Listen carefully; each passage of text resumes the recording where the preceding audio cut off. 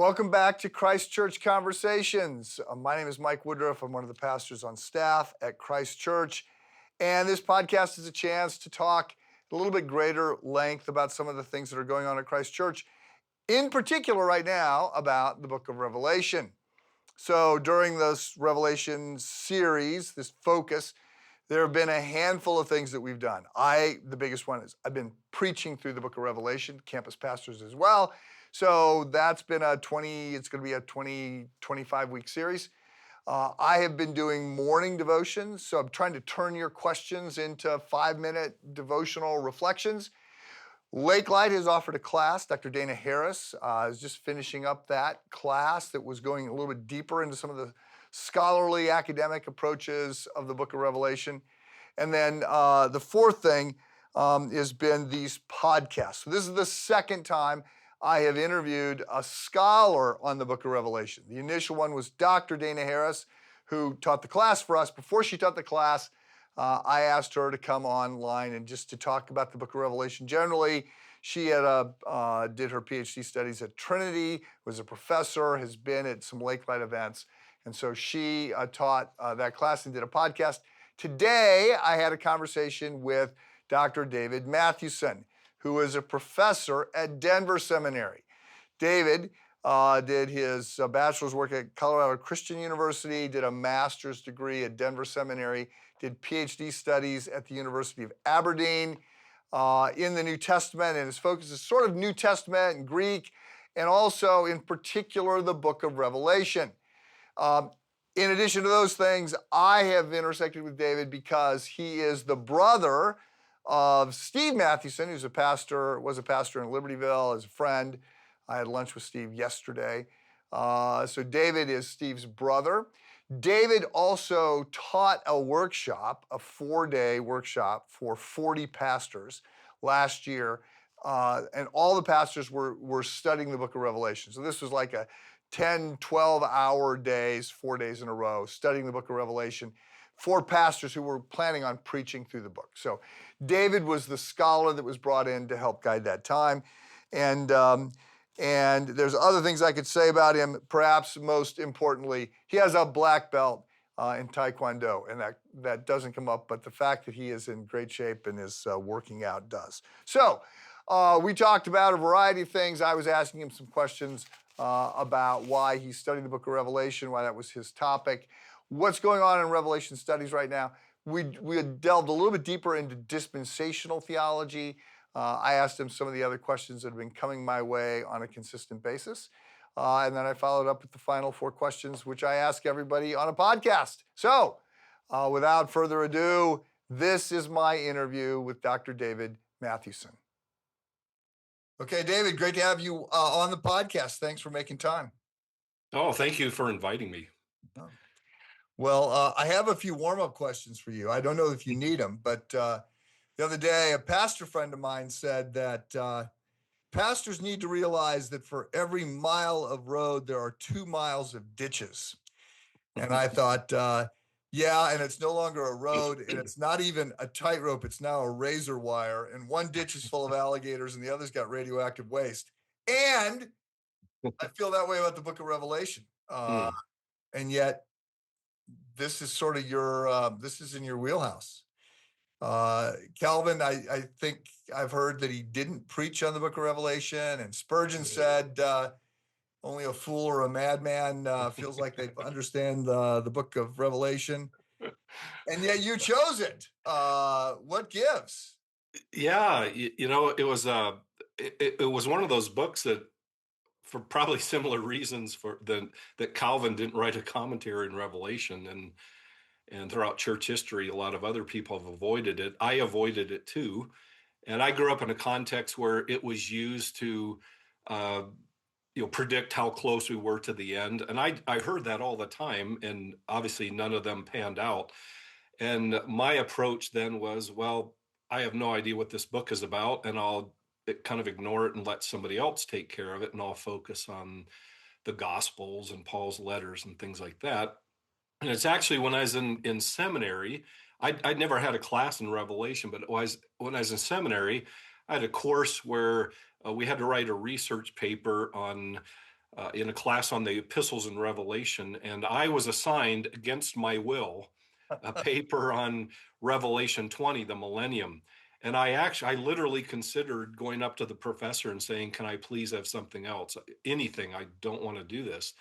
And I thought, no, I don't want to be one of those students. So I jumped in, and God used that to light a fire. The more I researched that paper, I'm not sure I solved the millennium issue in that paper, I'm but coming to that. I'm going to ask you about that. But right. Yeah, we'll talk about that. But just writing that paper and researching, just I became fascinated with the book of Revelation. Then a year later in another class, I chose a research paper on uh, Revelation 12 and 13 in light of the kind of literature it is, and that further sparked my interest. So uh, since that time back in seminary, I have, my interest in Revelation just hasn't died down. It just seems to increase. So I've had a love for and fascination with the Book of Revelation for years and years and years. Most of my writing is on that topic, and when I get asked to do podcasts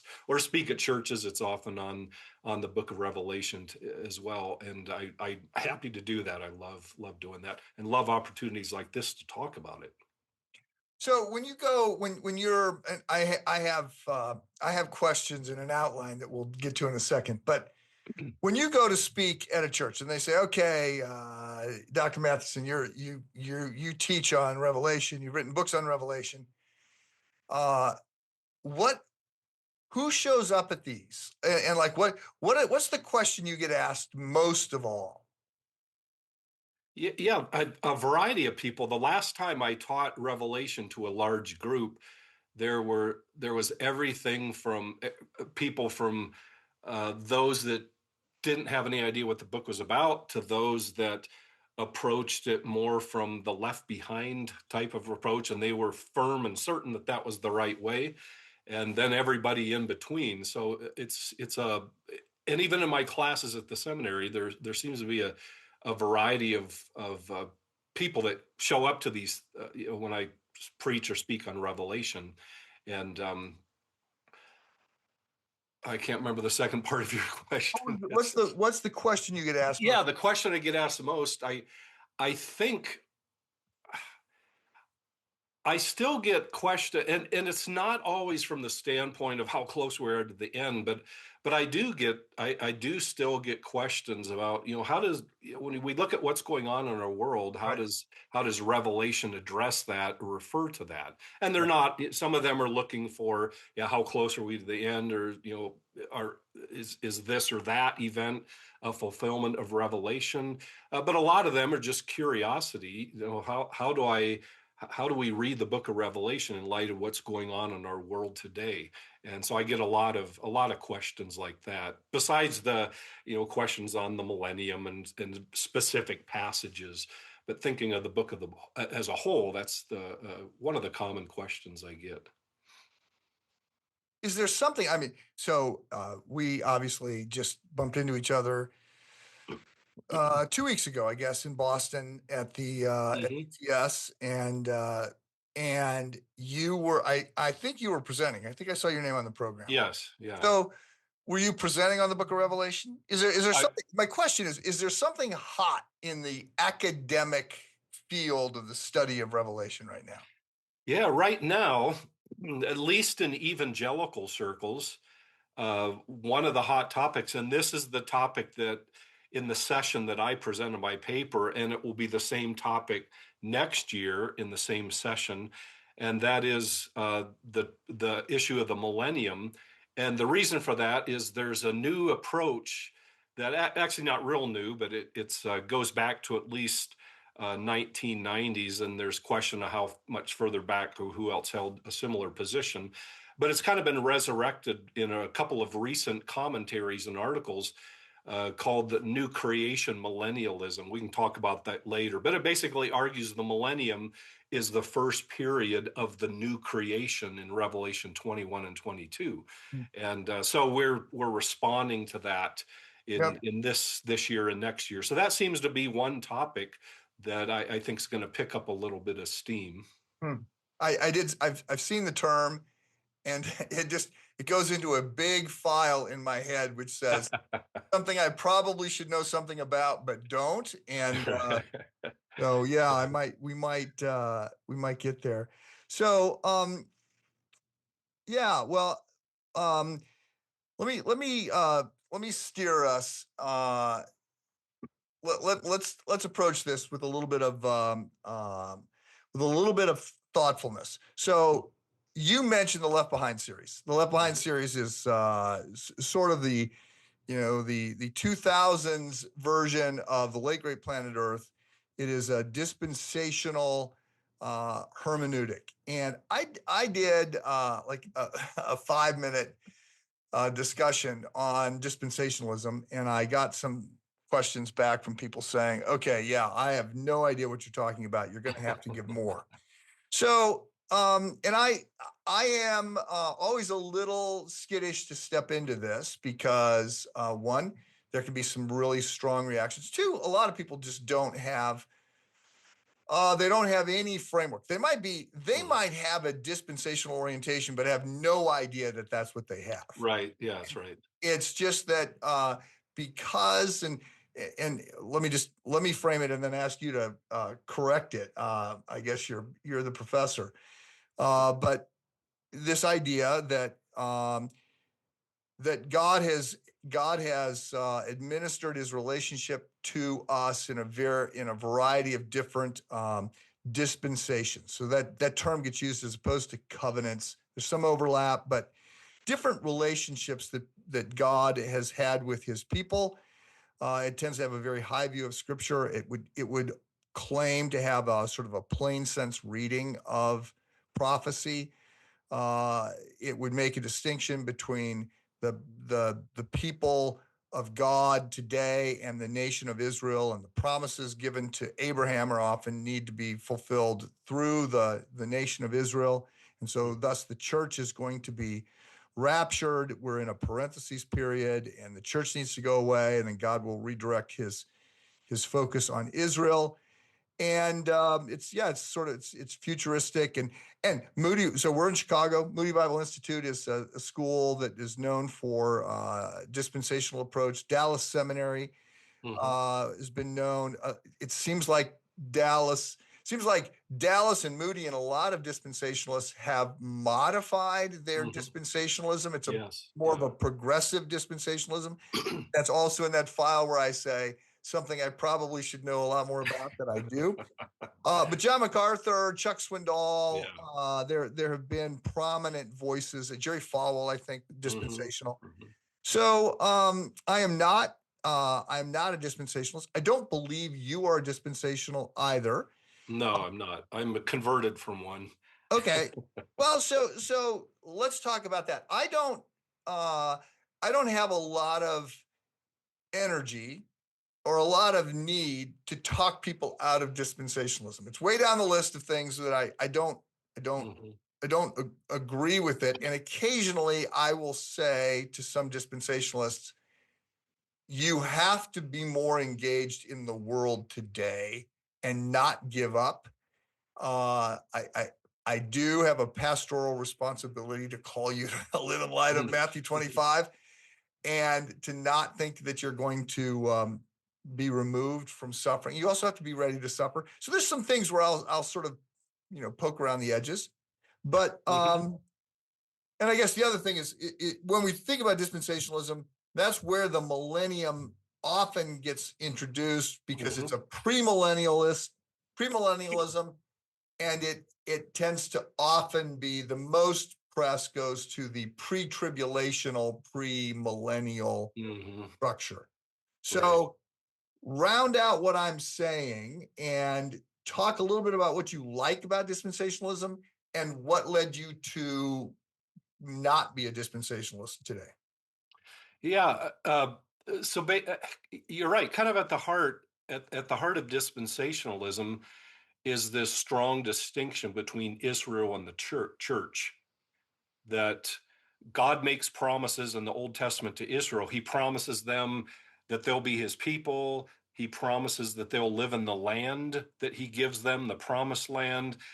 He they'll have a temple where God will dwell in their midst. There will be a Davidic king ruling over them, and they will be submitted to and in submission to and obedient to the Old Testament law. And that's just kind of a summary. And you're right, what's known as progressive dispensationalism would modify that a little bit, but that's sort of a typical view that God's made all these promises to the nation of Israel. And so when Jesus came to earth, he actually offered that. He offered an earthly kingdom where Israel would be restored to their land as his people, a Davidic king, Jesus himself, ruling over them, and a restored temple. But Israel rejected that, and what happened is, I'm not sure of the right vocabulary, but those promises were kind of put on the back burner. And then God instead instituted the church, a new people of God, the church that now he will deal with. And then, as dispensationalism usually understands it, at the end of the church age, they will be raptured. And then all those promises that were kind of put in the back burner will be reintroduced. And they would understand that's what Revelation is about. Revelation is predicting a coming time of tribulation for the Jewish nation, the settlement of them in their land, a Davidic king ruling over them, unparalleled righteousness and holiness and peace, and the rebuilt temple, God dwelling in their midst, and then and where the millennium comes in is they see the millennium as where those promises will be fulfilled, because they see the millennium is very earthly. It happens on this earth. So that's the place where God is going to one day restore his nation, his people, Israel as a nation, to their land, and will restore his temple in their midst. Will set up a Davidic king, Jesus, over them, to rule over them. They'll live in righteousness and peace for a period of 1,000 years in fulfillment of those Old Testament promises. Okay, so let's just interject, say a little bit more here about the millennium. So we're talking Revelation chapter, I believe it only shows up once. The term millennium shows up, or it shows up once, and it refers to 1,000 years. Millennium is 1,000 years. And so there's, well, I used to say there's, there are premillennialists, there are amillennialists, there's postmillennialists. Now there's, whatever the new kingdom millennial. Yeah, the new creation millennials. Yeah, and then of course the joke, and then there's the pan-millennialist, because it will all just pan out in the end. So explain those 3 different or 4 different categories as it relates to, well, just explain those categories with a little bit of a tie-in to the dispensational hermeneutic. Yeah, so as you said, dispensationalism is very premillennial. That is, that these labels like pre, and post, they basically have to do with when Christ returns in relation to the millennium. So premillennialism, Christ comes back before, hence pre, and he inaugurates the millennium. And so dispensationalists would say the return of Christ is premillennial. He will come and he himself will set up his earthly kingdom, where again he will reestablish Israel as a nation in their land with a temple. God, the Jesus Christ, the Son of David, ruling over them. That will happen during the millennium, but Christ comes back before that to inaugurate that and start that. Amillennialism would say no, that's not the function of the millennium. The millennium, they would say, actually is a image, a symbol, or metaphor for the entire period of church history, starting with the death and resurrection of Christ until his second coming. That entire period is the millennium, which so far has been 2,000 years, where we reign and rule with Christ in heaven. And, similar to what Paul says, like in Ephesians, we've been raised and seated with Christ in the heavenlies. We reign with him in the heavenlies. So they would say that's the millennium, that we're reigning in heaven right now with Jesus Christ. And then he'll return and set up his new creation. And then postmillennialism would say, as the prefix post implies, Jesus will come back after. So they'd say that the millennium will gradually emerge as a result of the church's preaching and the work of the Holy Spirit. This period, this kind of golden age of unparalleled righteousness and peace in the world will eventually emerge as the result of the church's preaching and the work of the Holy Spirit. And then after that period of time, hence post, Christ will return and then set up the new heavens and new earth. That last one, postmillennialism, is not very common any longer for a lot of obvious reasons. When Right. you look out in the world in the last 50 years or more, it's kind of hard to sustain the idea that things seem to be gradually getting better and pointing and moving towards a millennial kingdom. Although there's still some pockets Right. that would hold that. Yeah. So, okay, so link this. So dispensational theology is not the only premillennial camp, but it is Right. but all dispensation. So not all premillennialists are dispensational, but all dispensationalists are premillennial. Right. And uh, so having said that, you are in what camp yourself? Yeah. So I actually have a different view than all three of those. Mine would be closest to premillennial because I think the millennium happens at the second coming of Christ. So it doesn't come, the millennium doesn't come before it, like post-millennialism, or it doesn't go all the way back to the first coming of Christ, his death and resurrection.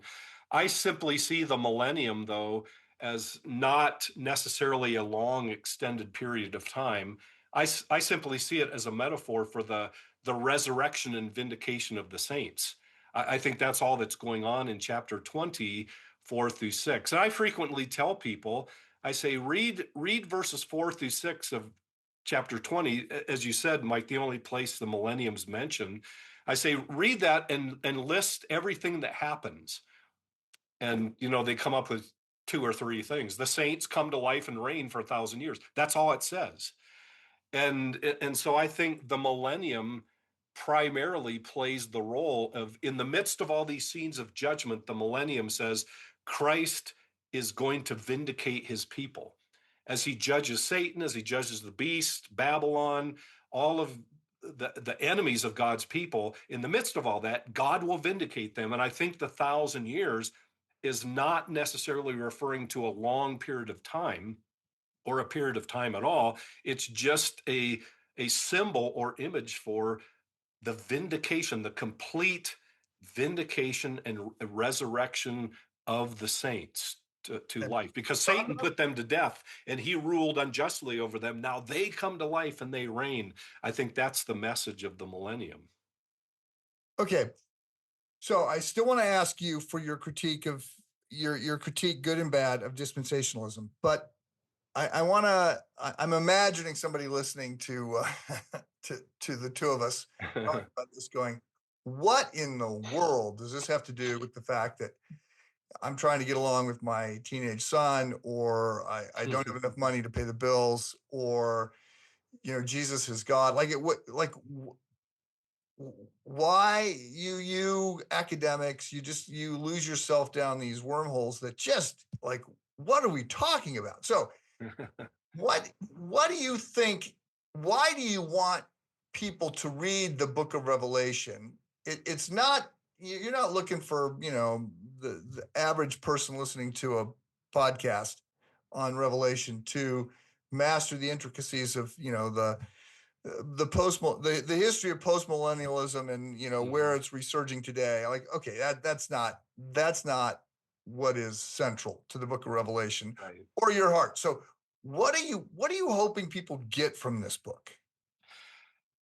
I I want people to basically see that Revelation is far more than just eschatology and end time stuff. In fact, I want them to see that's not the main focus of the book. It's just end times, and that's usually what we use it for. But I think we miss, and thinking about the person that, I can't pay my bills, my family's falling apart, my marriage is falling apart. What does what does all this have to do with that? Well, I think when we stop seeing Revelation as just a prediction of events in the 21st century or something like that, that satisfies our curiosity of what's going to happen in the end. When we stop seeing it like that, all of a sudden, all these other themes emerge, like worship Mhm. and God's sovereignty and what it means to follow Jesus Christ and be a faithful witness, no matter what consequences we face. The hope of a new creation, the hope of a transformed earth, a transformed existence. Uh, Yep. Well, you're preaching my sermons here. So uh, I have been saying, in sort of summarizing as we walk through the book, I keep saying, okay, I want to remind you, one, we're reading this. The book of Revelation is written for us, but not to us. We have to read it through first century eyes. That's the first sort of part of interpreting any book. Like, what did the author mhm. intend? So if it didn't mean it, if it's only applicable for the 21st century, then what's been happening for the last 2,000 Right. years? Yeah. So we've got to read it that way. Secondly, it's much more of a celebration of Jesus. It's a coronation Mhm. of Jesus. It's about worship.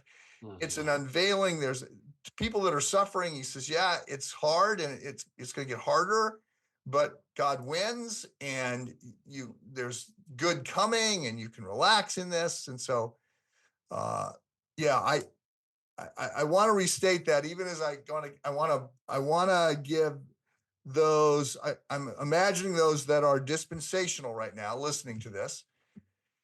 And what do you like about their approach, and what led you to say, yeah, this is not how I understand this, to be frank? Mhm. Mhm. Yeah, what I like about the approach is that I think dispensationalism, and for me personally, my dispensational roots, but I think dispensationalism has helped us reorient our vision to the future. I think sometimes I suspect the church has kind of become complacent and been lulled into complacency because of delay. And I think dispensationalism, for me, has helped me to see, yes, we're expecting a second coming of Christ. And we should be expecting that. We should be living in light of that. We should be looking for that. If if not predicting it or saying, "Oh, look at everything that's taken place, we must be this close." Not that, but we should be expecting and anticipating it and living as if it could happen at any time. And dispensationalism has done that for me. What I think, so what some of the things that have changed my mind, especially about the book of Revelation, but also the New Testament as a whole is the way that the New Testament takes Old Testament prophecies and applies them over and over again to the church.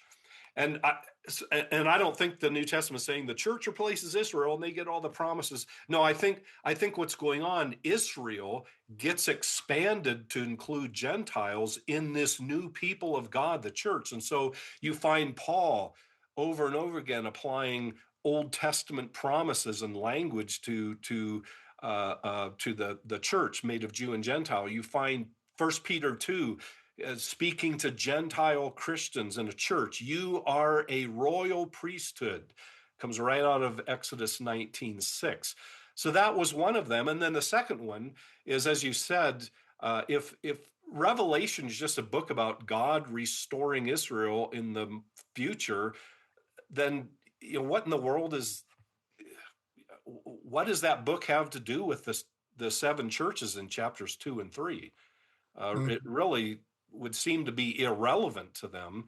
Not that they can't apply it and find things to Right. apply, but I mean, if this is just a prediction of the 21st century or a future millennium and God's restoration of Israel, man, it's hard for me to understand. Well, why in the world was this included along with these seven messages to seven churches in first century Asia Minor? It seems to me that the rest of the book must have some relevance to them and must address their situation and must be something that they could understand and even see fulfilled in their own day to some extent. Okay, so you hinted at the next big question. I have a lot of smaller questions, but the next big question that many people have is delay. The Hmm. language of the book seems to imply that we're not 2,000 years out, that things are Hmm. happening more, would happen more quickly. Obviously, there's the whole preterist view, and I guess I would invite you to unpack that term just a little bit, but to then just speak to uh, what is the delay God's patience? Is the delay a confusion on terms? How do we think about that? Yeah. Yeah. First of all, the concept of preterist is, very, there's different levels of it, but very extreme preterism says all of Revelation took place in the first century. And as one person said, the further we get away from, or the more time moves on, the further we get away from the events predicted in the book of Revelation. So basically, Revelation was just kind of a commentary on first century events, especially the destruction of Jerusalem, and doesn't refer to future at all. I find that hard to believe with sections like chapter 21 and 22 and some of the images of future judgment that are scattered throughout all the book. But when you think, and one of the reasons preterism kind of arose is they take that language seriously, this language of nearness. Christ, especially in chapter 22, the end of the book, he says, I am coming soon. And several times you have even the messages of the seven churches. I am coming soon, and I will remove your lampstand or whatever. Or John is told he's going to be shown what must take place soon, or these events are near. And preterism would take that very literally and say, well, therefore these must have taken place within the first century. Um, However, what is, or the other option is to follow, Bart Ehrman and some of the more liberal scholars and say, well, John predicted the end in the first century and he was wrong. He was mistaken when he thought Christ was coming soon, but 2,000 years later, we know that's not true. However, that what is often overlooked is Revelation balances both soonness and delay. So you have those statements, Christ saying, I am coming soon. All these things are near. I'm going to show John what must take place soon.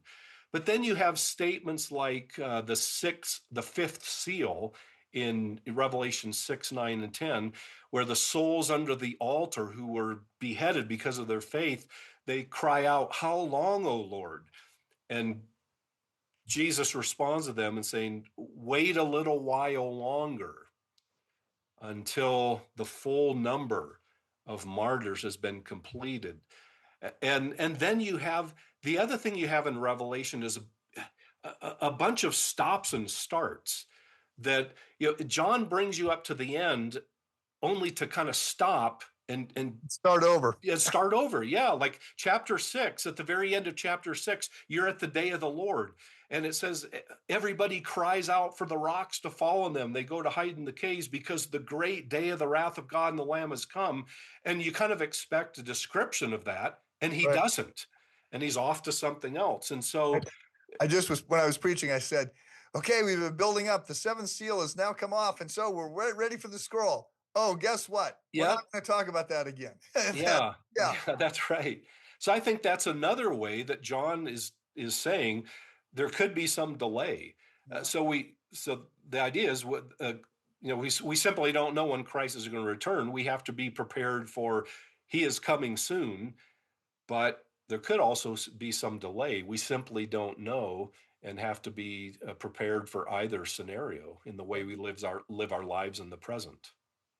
Okay, so I'm gonna move to some of the questions that are a little bit less frequent, but I'm sure you've heard them before. What do you say to those who say, uh, certainly you have to agree, the end is near, like the world is about to end, all the signs have been fulfilled? I had a professor, I won't say who, but professor of a major university, sends me an email a couple of weeks ago, and he says, "Look, you're preaching on Revelation.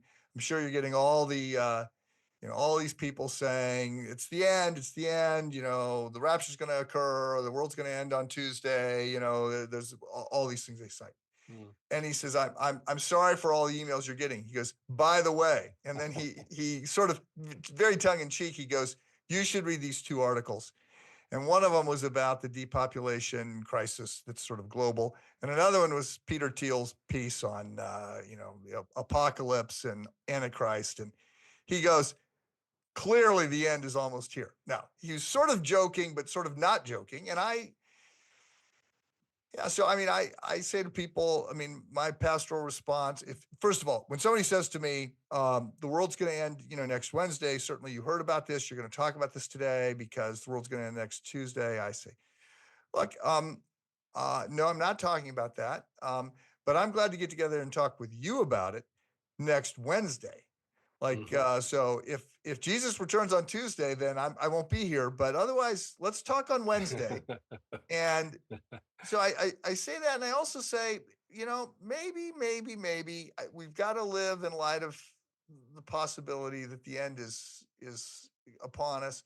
More likely, my experience is that our lives may end for other reasons, and we just need Mhm. to be living in light of our mortality and in light of God's promises. Mhm. But I'm not going to be anxious about this. But Right. there's a lot of people that are anxious, and there's a lot of people who think the end is near. So, Mhm. what do you say when people say, certainly the end is near? Yeah, three things. First of all, is they're right. Uh, the it, as I read the New Testament, the first century believers were already living in the end. Jesus' death and resurrection inaugurated the end. So Paul says things like, he says the Corinthian church, he describes them as the people upon whom the end of the ages has come. And First John says it is the last hour. So the early Christians were already in the end, and we are today. But that's not what people mean. They mean, yeah, the end. But the point is, the end has already been inaugurated. We're in the end, so we're waiting for its final wrap up. But to say that oh, we must be close to that. I mean, look at all the events happening. I remember, this kind of dates me, but 50 some years ago, I don't know how many times I heard that. Look at everything going on, Mhm. and the end has to be close. And what is interesting as I look back, a lot of the things that were pointed to don't even exist anymore, or Mhm. they're just a part of our everyday life that we don't even think about. And if you go back further, back to the Reformation, all the way up to the third, fourth century, people were claiming that all through church history, and they're pointing to events. These have never happened before. Here's these events. Surely Christ is coming back. And sometimes they thought that with rather drastic consequences to their actions as well. So church history, I think, is very instructive in reminding us. No, every generation has been saying that look at these events, that it must be near, it must be close. And then finally, I would say, uh, yeah, there's probably some truth of that. Is I wouldn't say we must be close, but we could be. I think when we look out in the world and see what's going on, that should instill in us that should instill in us the hope of Christ's return and preparedness for that he may very well return. Now, again, we need to balance that with delay, but he very well may not. Yep. We can't live as if, yeah, Jesus is going to return. And I always say, I remember back in the 1990s during the Gulf War when President Bush, the American, went in and liberated Kuwait from Saddam Hussein. I remember people saying, this has got to be the end. That's got to be Armageddon. And I remember someone on a Christian radio station, a prophecy guru, I'll withhold his name to protect the guilty. He basically told Christians to empty their bank accounts and their Right. cash in their CDs because this was it. Yep. And I hope nobody followed that rather foolish advice. Yep. But here we still are, and so that's the kind of rash decision that shouldn't be made. while still maintaining the opposite extreme would be just to become lulled into complacency because we're so used to 2,000 years of delay. Yes, maybe we need to be revitalized in our expectation of the soon return of Christ without predicting that it necessarily will come within our lifetime. Yep. Well, yeah, my journey to faith was meandering, and it took a while. And almost the week after, I sort of feel like I finally planted a flag. I was at an event, and I won't name the name, but this person said, if Menachem Begin and Anwar Sadat get together and shake hands, you better be on your knees because the end will happen before they shake hands. And Mhm. like 3 weeks later, they shook hands. And I remember watching this and saying, and I'm so thankful that my response to that was to say, oh, I got to be careful. There's a lot of people that say a lot of things and they don't know what they're talking about, as opposed to say, oh, this is all not true, Right, right. which I could have gone down that path. And so yeah, and a guy that was very kind to Sherry and I, a couple that was very kind to Sherry and I, he did not go to college. He died in his 90s, and he died, 25 years ago. He didn't go to college because there wasn't enough time. Right? Christ was going to return. He goes, Hmm. that's what I was told. So I didn't Hmm. go to college. And that's 100 years ago that he didn't go to. Yeah, yeah. Okay, well, what do you say to those who read the book of Revelation and come away scandalized by the violence and the blood? Hmm. Uh, the first, I think the first thing to realize is this is just imagery.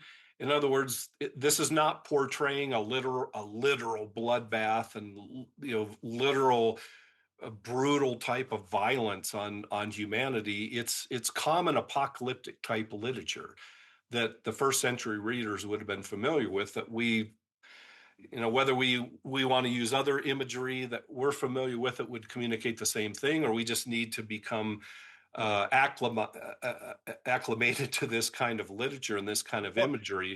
the fall of Babylon was described with the earthquakes and meteor Hmm. showers and the sun coming to turning black. So all those things.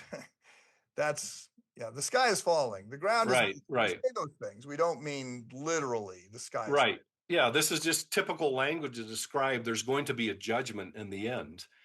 And uh, the other thing too, people come away with a view of Revelation's violent, but I mean, notice how the book begins. It refers to Jesus Christ as the one who loved us Mm. and gave himself for us to make us a kingdom of priests. And then at the end of the book, you have that picture of God wiping tears from our eyes. There'll be no more pain and suffering. God will wipe. I mean, to only fixate on the violent imagery, to me seems to miss equally the emphasis on Christ's love for his people, that he, and even for the world, that he calls them to repentance. A lot of the judgments, like the seal and the trumpet and the bowl judgments, those three cycles of seven judgments, those seem to me to be calls for the world to repent. Yeah, they're judgments, but they're also kind of warning Opportunity. shots to Yep. say, no, there's a worse judgment coming now, so repent. uh, and the picture of the New Jerusalem, a place where there's justice and righteousness, and this is a good gift from God to his people, to those that love him.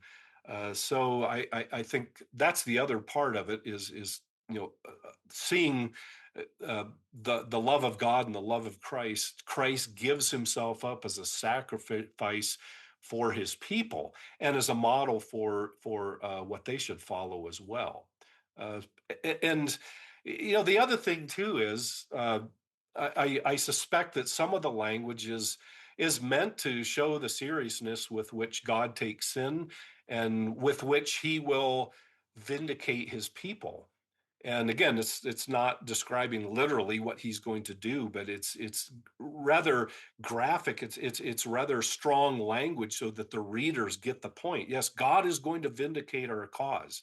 God is going to step in one day and judge those that have harmed us, that have hated us, that hate him and resist him and want nothing to do with him. God will one day, with certainty, vindicate his cause and vindicate his people. Okay. I have another sort of generic question before I move you to the final four here. The final four, just the standard four final questions I ask, looking for short, quick Good. answers. So, what's up? The question came to me again, and I feel like, wow, I've been talking about this throughout this sermon series, but I'll let you come at it. The question is, what's up with the number 7 in particular and all numbers in general? Hmm.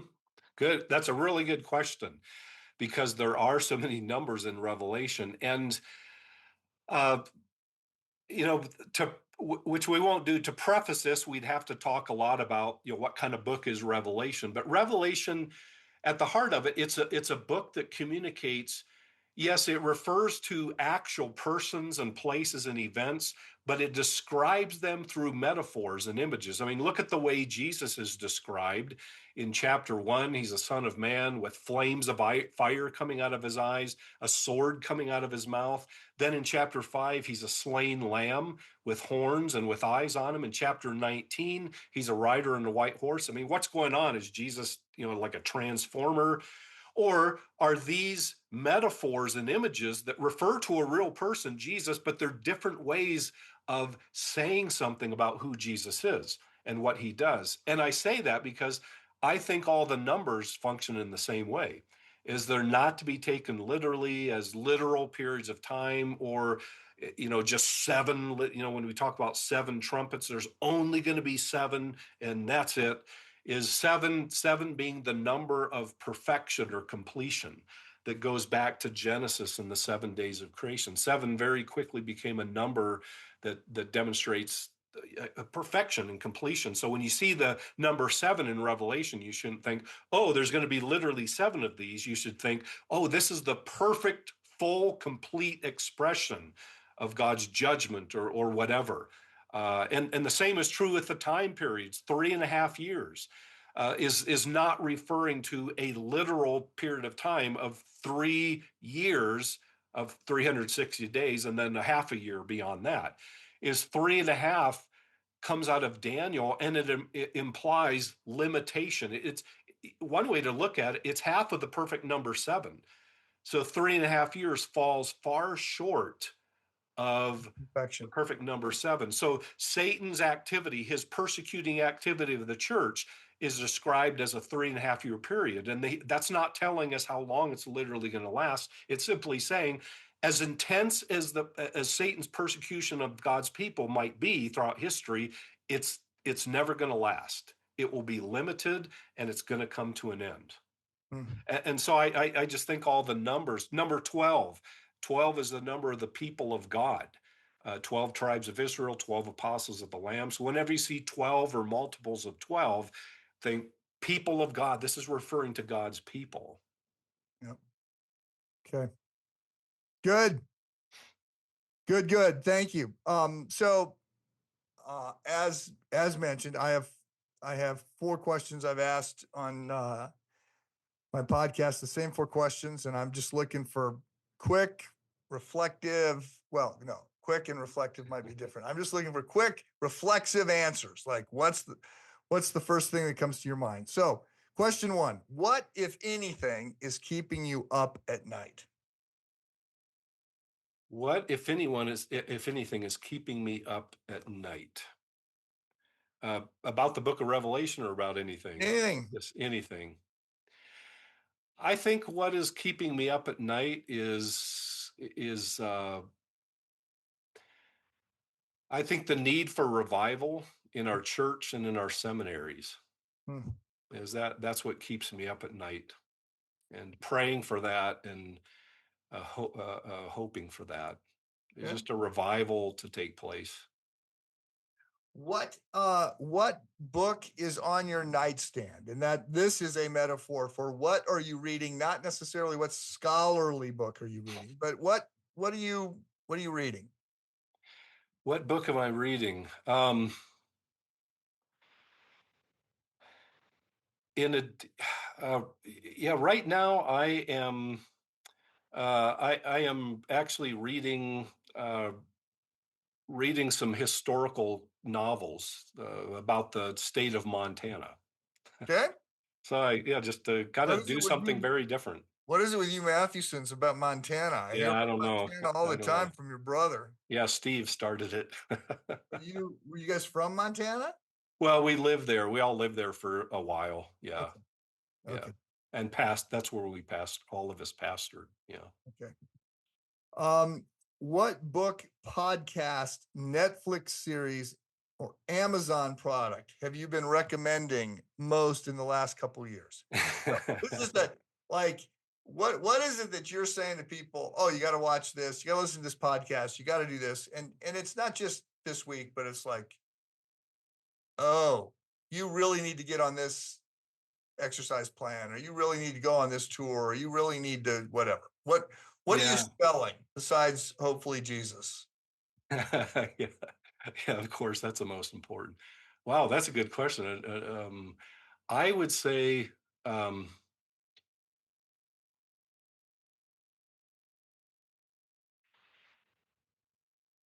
I would say what I try to get everybody I talk to do.